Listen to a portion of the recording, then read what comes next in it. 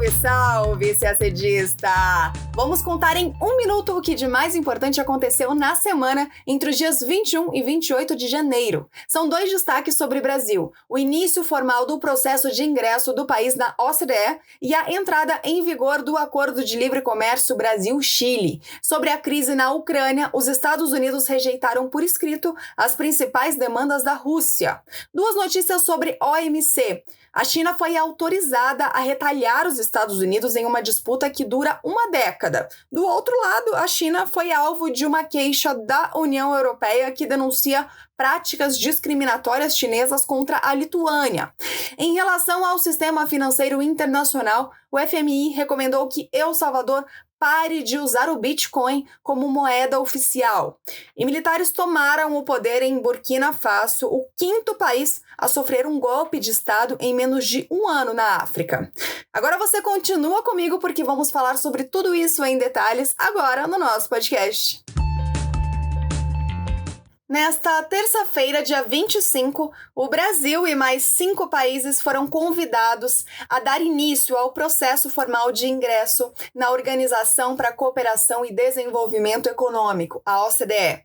A decisão foi tomada por unanimidade pelos 38 membros do Conselho, o que é um pré-requisito no processo decisório da OCDE para o ingresso de novos membros.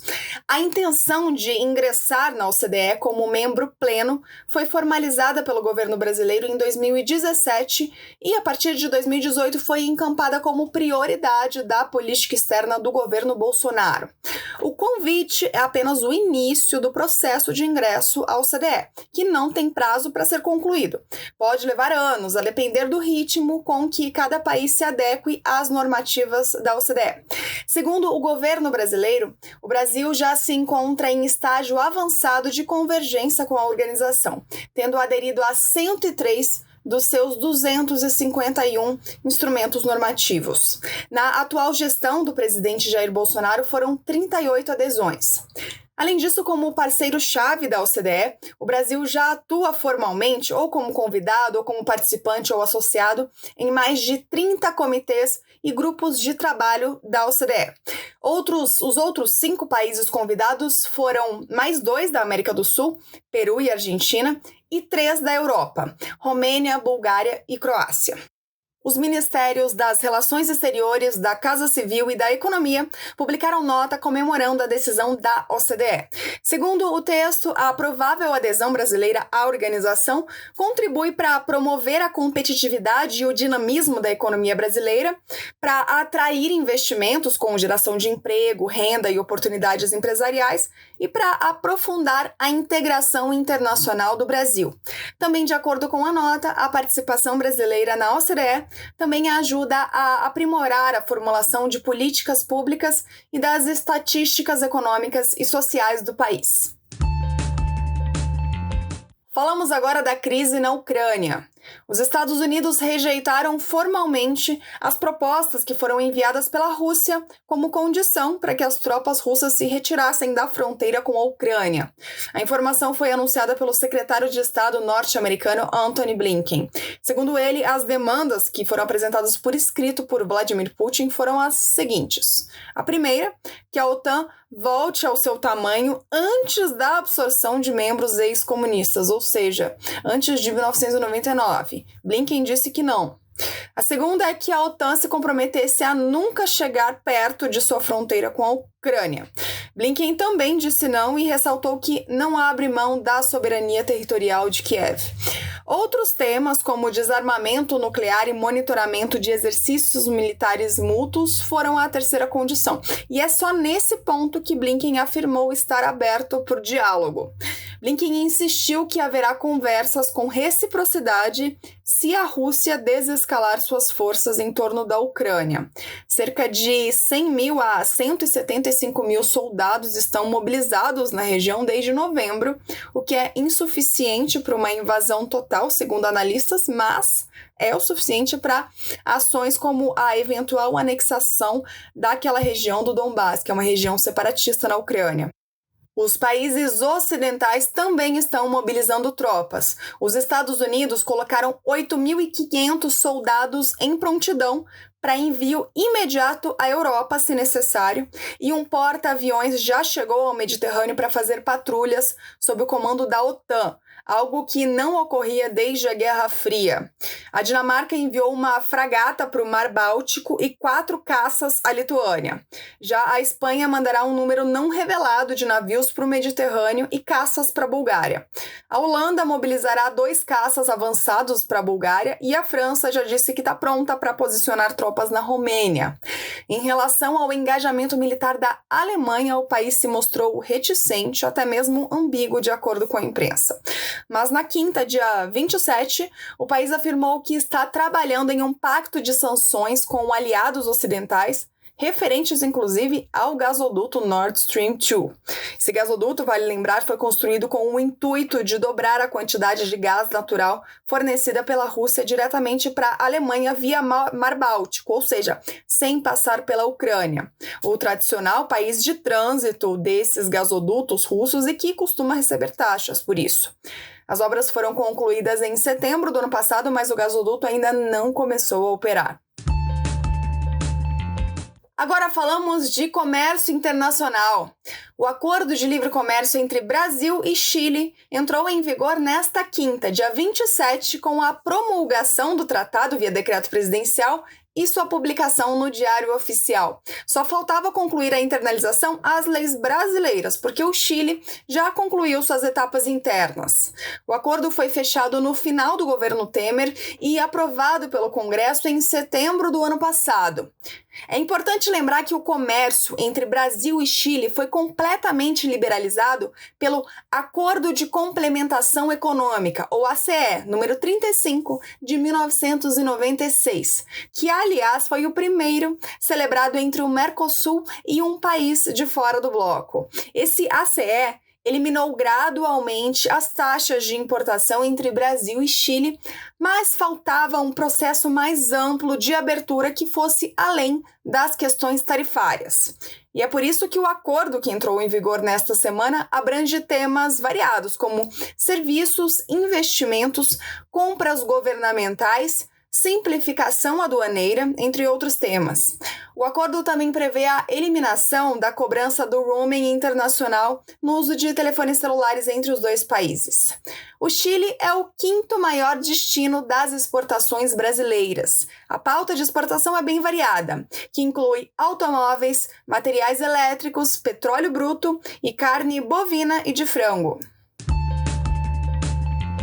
Ainda falando de comércio internacional, na quarta-feira, dia 26, a Organização Mundial do Comércio, a OMC, autorizou a China a impor tarifas retaliatórias sobre produtos dos Estados Unidos no valor de até 645 milhões de dólares por ano.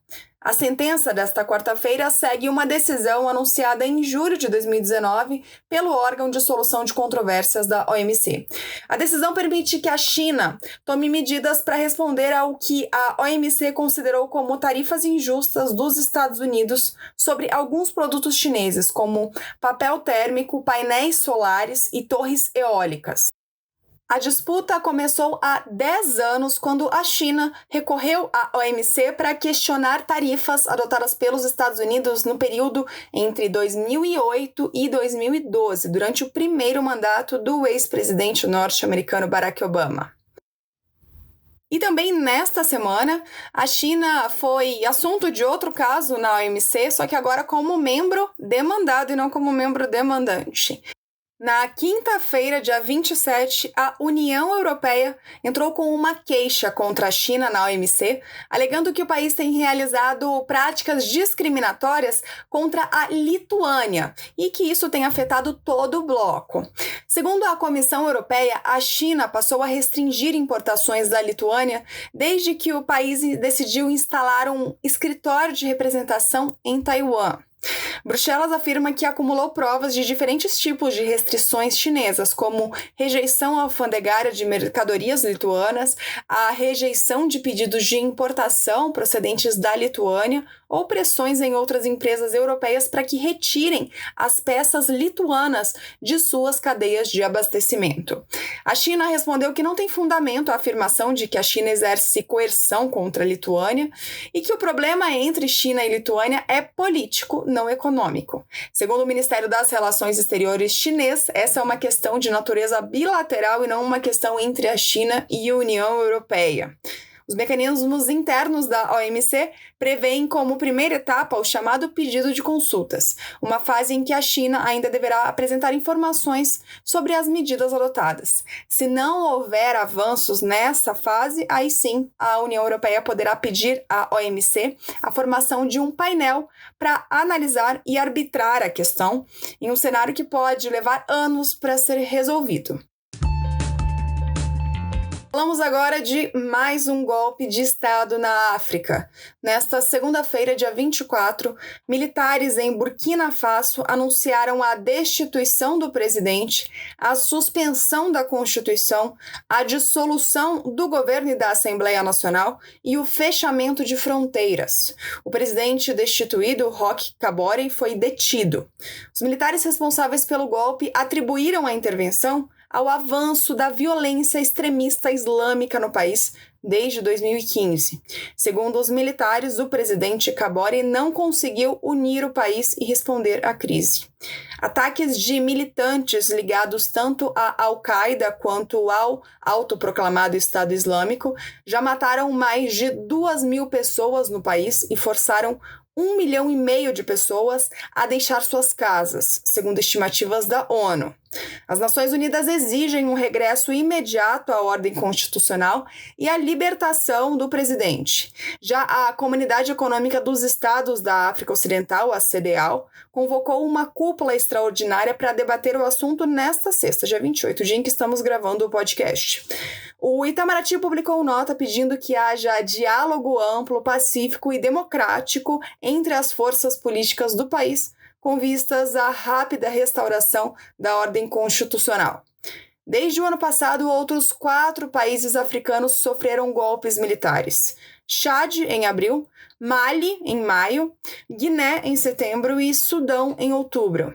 No caso do Mali, vizinho de Burkina Faso, a justificativa do golpe foi bem parecida: a falta de habilidade do governo constitucional em conter o avanço de extremistas islâmicos. Agora falamos de sistema financeiro internacional. O FMI, o Fundo Monetário Internacional, recomendou que El Salvador deixe de usar o Bitcoin como uma das moedas legais no país. O pedido veio em um relatório divulgado na terça-feira, dia 25, depois de discussões bilaterais com El Salvador sobre sua economia. O país está em negociações com o FMI para um empréstimo de 1,3 bilhão de dólares. Os diretores do fundo enfatizaram que existem grandes riscos associados ao uso do Bitcoin na estabilidade financeira, na integridade financeira e proteção ao consumidor. Alguns diretores também expressaram preocupação com os riscos associados à emissão de títulos lastreados em Bitcoin. El Salvador adotou o Bitcoin como moeda legal em setembro de 2021. E a gente termina o nosso podcast por aqui. Uma ótima semana, bons estudos e até sexta-feira que vem.